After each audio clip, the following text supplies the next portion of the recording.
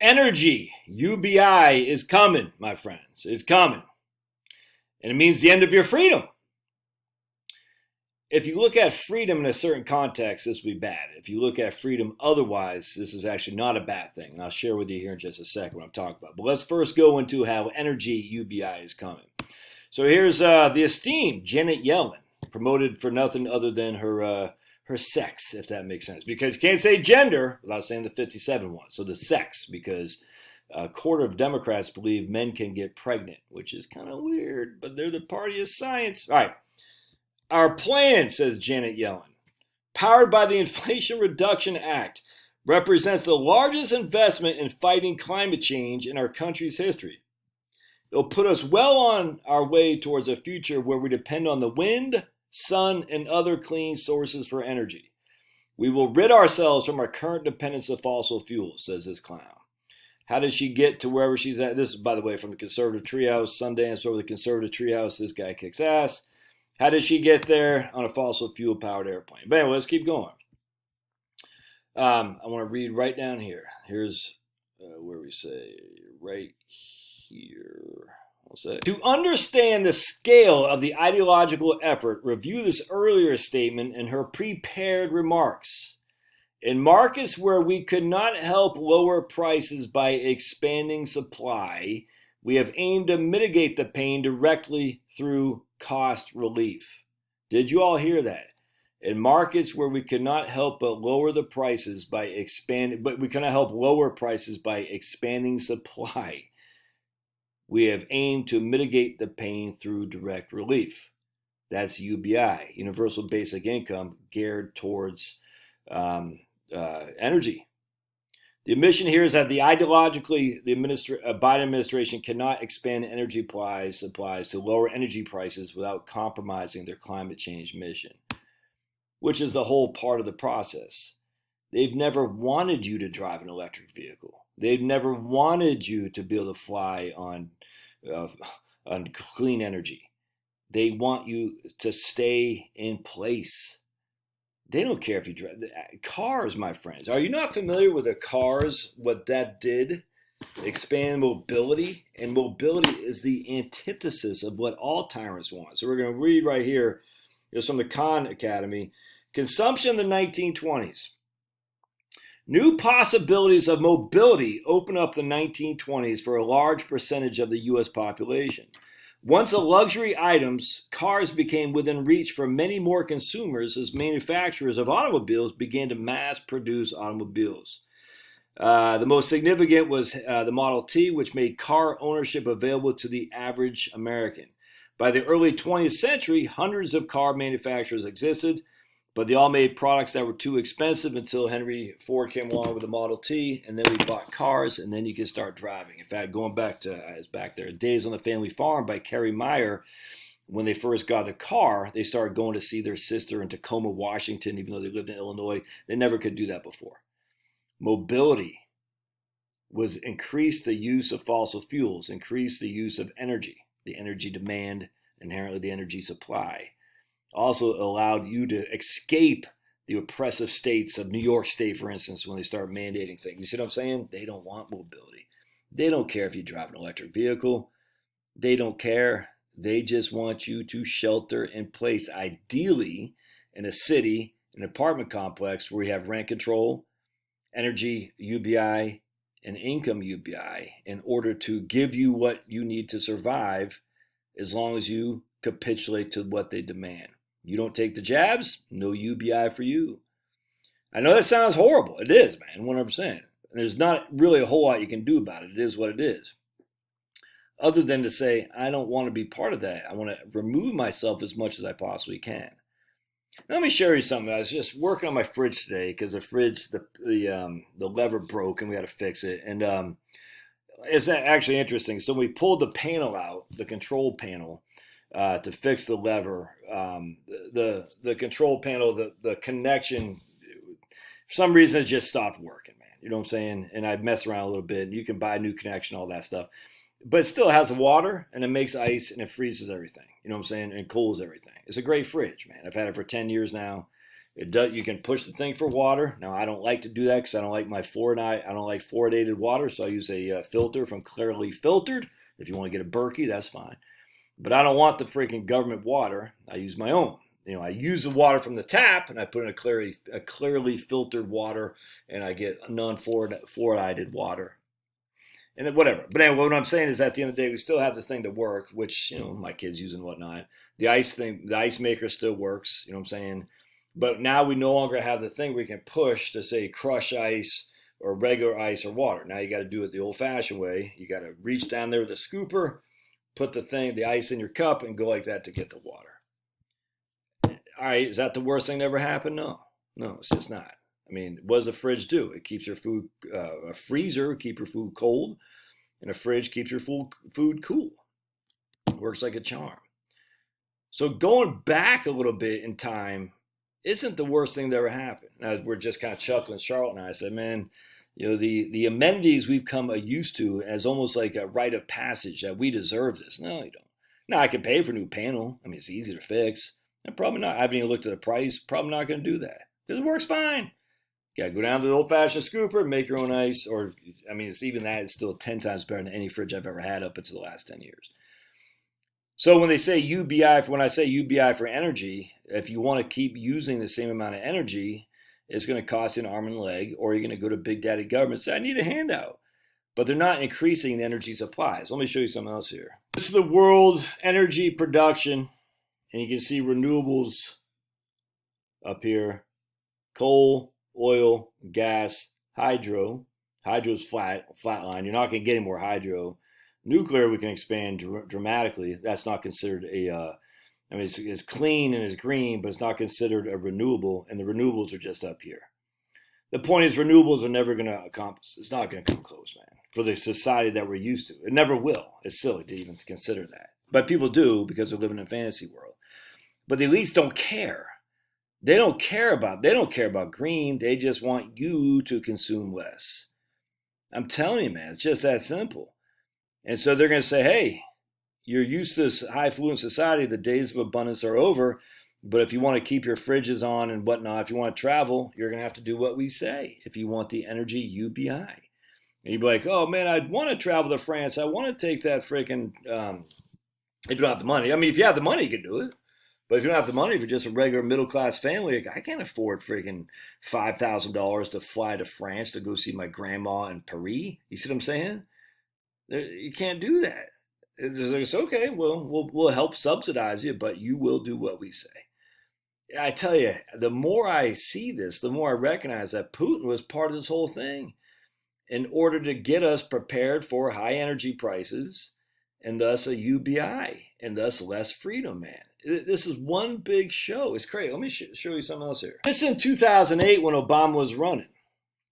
Under my plan of a cap and trade system, electricity rates would necessarily skyrocket. This is just electricity, not energy. But energy would have to skyrocket too. Electricity prices would necessarily skyrocket, regardless of what I say about whether coal is good or bad, because I'm capping GHGs, greenhouse gases, coal power plants, natural gas, you name it.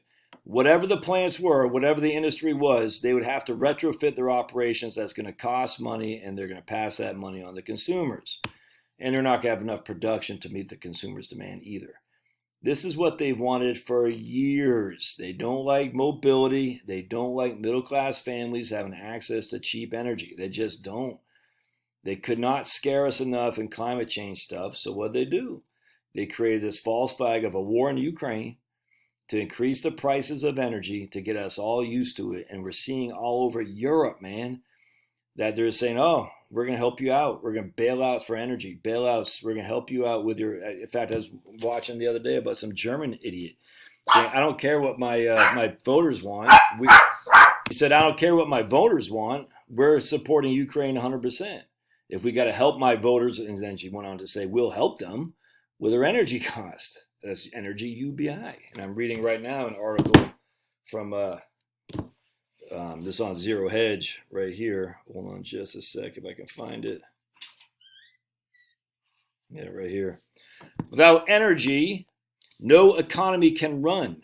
German companies warn of disaster as electricity gas taps are turned off. We've been seeing this all over in Europe. She's a new PM there is supposedly banning on fracking. So she's supposedly scrapping the fracking bans that stupid Boris Johnson created. The whole thing's nuts. And it was part of one big scam to get you an energy UBI, because without energy, you have no economy. Without an economy, guess what, baby? Your days of abundance are gone.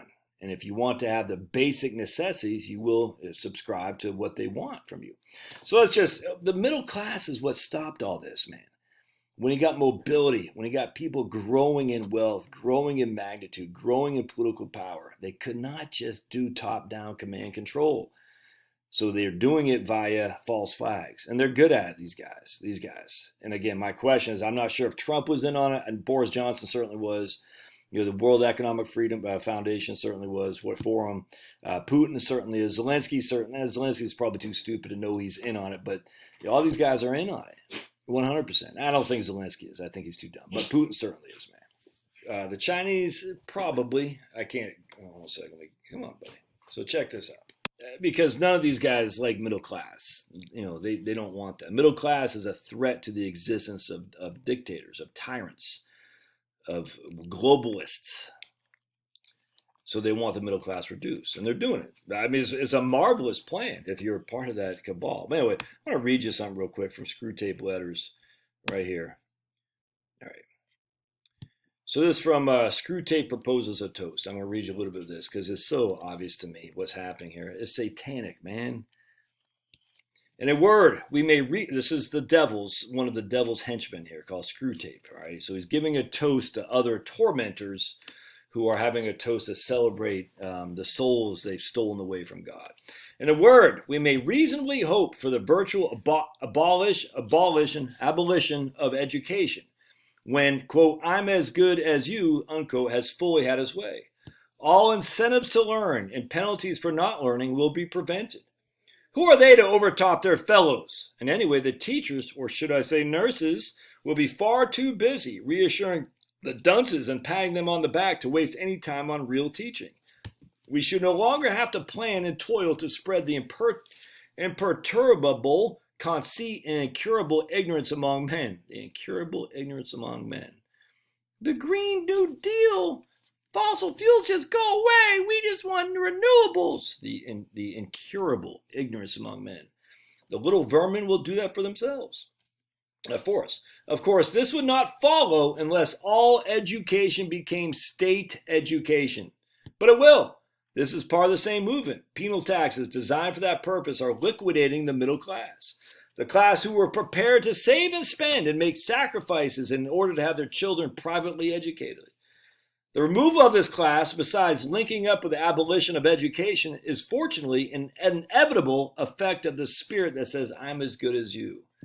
This was, after all, the social group which gave to the humans the overwhelming majority of their scientists, physicians, philosophers, theologians, poets, artists, composers, architects, jurists, administrators. If there ever was a bunch of stocks that needed their tops knocked off, it was surely they, the middle class. And as the English politician remarked not long ago, a democracy does not want great men. It would be idle to ask of such a creature whether they by want it meant need or like, but it better be clear, for here Aristotle's questions come up again. We, in hell, would welcome the disappearance of democracy in the strict sense of that word. Like all forms of government, it often works to our advantage, but on the whole less than the other forms. And we must realize it, and what we must realize is that in democracy, in the diabolical sense, I am as good as you. Like being like folks, togetherness is the fittest instrument we could possibly have for expurgating political democracies from the face of the earth. For the democracy or the democratic spirit leads to a nation without great men, a nation mainly of subliterates, full of the cocksureness which flattery breeds on ignorance. Are you all hearing this? Such a masterful piece of writing. Democracy leads to the full of the cocksureness which flattery breeds on ignorance, and quick to snarl or whimper at the first sign of criticism. And that is what hell wishes every democratic people to be.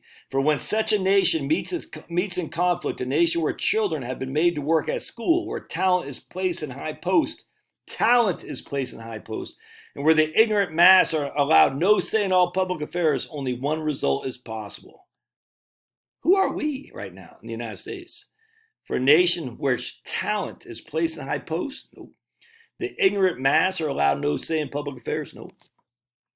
The democracies were surprised lately when they found that Russia had got ahead of them in science. What a delicious specimen of human blindness. If the whole tendency of their society is opposed to every sort of excellence, why do they expect their scientists to succeed? You see what's happening here with Screwtape letters? And how this made the moon landing hoax to become so prevalent to say, hey, Russia is freaking handing us our shorts in physics and science and all this stuff. So we got to do something to take them on. And we're going to create this moon landing propaganda. And it worked like a charm. And it gave a lot of cocksureness and ignorance. I'm telling you, for us. We said, oh, we went to the moon. The Russians, what did you do? I mean, right here. Anyway, you know what I said. Flattery breeds on ignorance. Yep, the cocksureness which flattery brings on ignorance.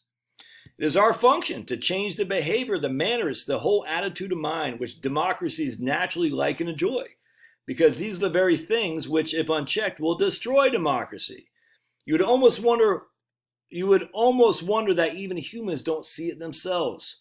Even if they don't read Aristotle, that would be undemocratic. You would have thought the French Revolution would have taught them that the behavior aristocrats naturally like is not the behavior that preserves their aristocracy. They might even have applied the same principle to all forms of government. Oh, such a good writing. Anyway. This is coming. No great men. Everyone the same. Everyone UBI. They don't want you having a car. They don't want you grilling with propane. You know that, right? Now, will they get their way? I don't know. Now, there'll always be a room for the rich because there are always going to be rich people, and that's the class that we are not of. But so it's not going to be like it's like freaking the rich and everybody else. The fiefdoms of the Earl, the day of the Earls of England and whatnot. That's common, man. So what do? Well, you learn to live with less. There's no other way around that. You learn to say, I don't need all the amenities that society offers me. It's a sure bet to fall for it. Say, I need to have my refrigerator working like this. I need to have my Netflix. I need. You just don't. You didn't have it before. You did just fine. You just don't. And look, I'm not saying I'm there. I got my phone. I got my Netflix. I got all that stuff. I'm just saying that's what you're going to have to deal with. So while the freedom is being taken away, you don't have to partake as much as you think. You go, all right. You know what I'm saying? And then recognize. And once you recognize, it's like, all right, I'm going to do my best to remove myself from this. And it's so liberating. All right. Love your thoughts. We'll see you.